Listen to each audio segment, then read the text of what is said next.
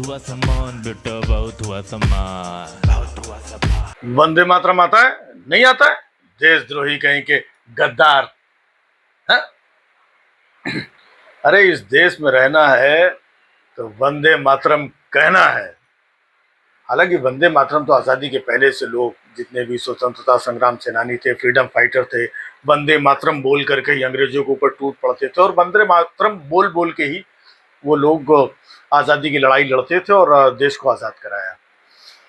अब वंदे मातरम बहुत सालों से चल रहा था। जन गण मन जो हमारा नेशनल एंथम था वो हमारे अंदर एक ऊर्जा भरता था। ये सारी चीजें, भारत माता की जय, ये सब चल ही रहा था।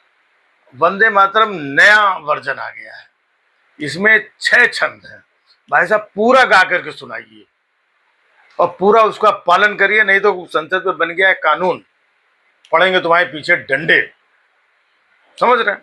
पहले क्या होता था देश में, 15 अगस्त और 26 जनवरी आती थी तो 15 अगस्त 26 जनवरी में छोटे छोटे बच्चे और बड़े सारे लोग भारत माता की झंडे लेकर के गलियों में, सड़कों में, है ना, और तमाम जनगण मन पूरा मतलब गाते थे खड़े होकर के। अंदर से एक पूरी फीलिंग रहती थी। तो 15 अगस्त और 26 जनवरी में साल भर का देशभक्ति का जो कोटा होता था वो पूरा हो जाता है। फिर अगली बार जब 15 अगस्त आएगा फिर देशभक्ति। तो अब भाई साहब ये कोटा पूरा ही नहीं हो रहा है। मतलब इतने सालों से जब से ये लोग आए, हर दिन देशभक्ति चेक की जा रही है। ये अलग थर्मामीटर, कभी देशभक्ति चेक करते हैं, कभी आपकी भक्ति चेक करते हैं, कभी आपका सनातन चेक कर रहे हैं, कभी आपका हिंदुत्व चेक कर रहे हैं। भाई साहब ये चेक करने में लगे हुए हैं। अपने ही लोगों को, अपने ही देश के लोगों को चेक करना है इनको। दरअसल में क्या है कि चेक वेक नहीं करना है, ये उलझाए रखने वाली बात है। क्योंकि देश में इतना सब कुछ चल रहा है, लोग सवाल पूछने लगे हैं, जेनजी आ गए हैं, सवाल और बैनर और पोस्टर और पता नहीं क्या क्या मीम बनाने लगे हैं, गालियां तक देने लगे हैं। जेनजी तो आए थे, उसके बाद वो जेन अल्फा भी आ गया भाई साहब। वो भी सड़कों पे, वो भी धरना प्रदर्शन और सवाल और जवाब और स्कूल, वो भी पूछने लगा है। तो अब इनके पास और कोई चारा बचा नहीं है, तो इनके पास ले दे करके तुम देशभक्ति दिखाओ, हमें देशभक्ति बताओ यार। हाँ, वंदे मातरम गाओ तुम, और पूरा गाओ। गलत गाओगे ना, कहीं पर ये हुआ ना, पूरे 6 छंद गाओ। पहले थे 2 छंद थे, मतलब सालों से जहां पर वंदे मातरम का गायन होता था, लोग अपने 2 छंद गा करके अपना देशभक्ति, भारत माता की जय, और एक अंदर से जो होते ना कि गूज बम्स, रोंगटे खड़े हो जाते हैं। देशभक्ति अंदर से आती, वो अंदर से आती, वो अलग है। अब ये बाहर वाली है, ये वाली भाई साहब दिखाओ, अंदर हो चाहे ना हो, बाहर वाली दिखाओ हमें। हाँ, हम आए इसीलिए हैं, हमने सरकार इसीलिए बनाई है।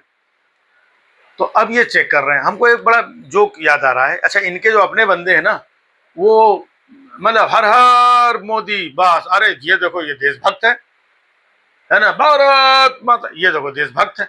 तो इनके लोग जो है ऐसे ही छोटी छोटी चीजें, मोदी जी की जय, मोदी है तो मुमकिन है, मैं भी चौकीदार, ये सब बोल के, मोदी का परिवार, ये सब बोल के देशभक्ति इनकी जो है साबित हो जाती है।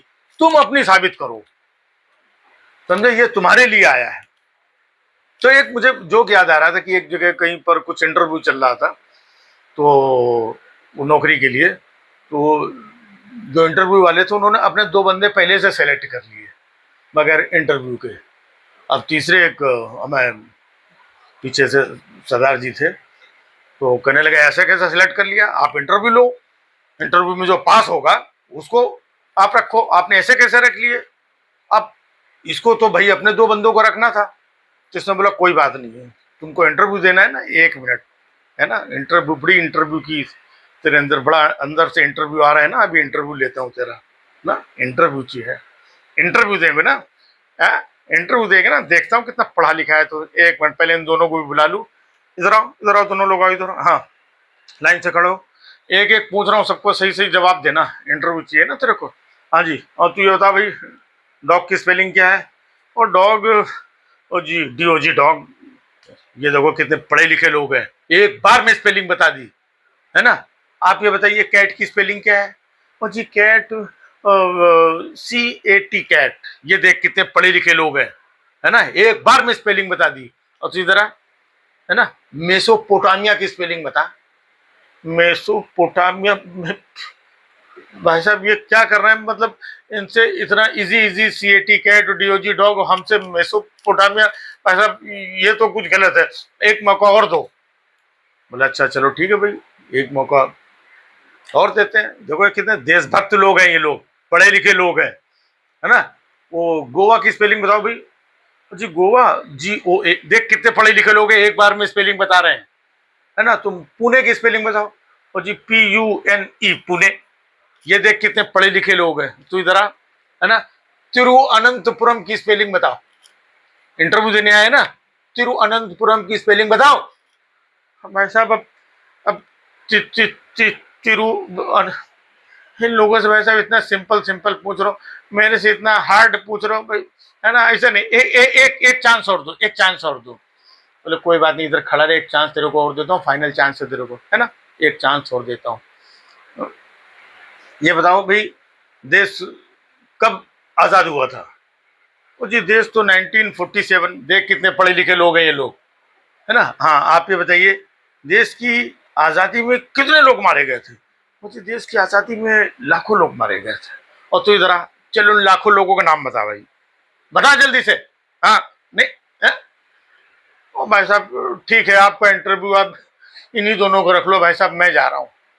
कहने का मतलब ये है, ये जो चुटकुला मैंने आपको इसलिए सुनाया कि इनके जो भक्त हैं उनसे इनको जय श्री राम, हर हर मोदी, घर घर मोदी, है ना, मोदी है तो इनसे छोटी छोटी चीजें सुननी है। और विपक्षियों से चल भाई पांचवा छंद सुनाओ वंदे मातरम का। हाँ हाँ, पूरे 6 छंद सुनाओ, सुनाओ जल्दी सुनाओ वंदे मातरम। एक गद्दार कहीं के देशद्रोही, वंदे मातरम नहीं आता इन लोगों को।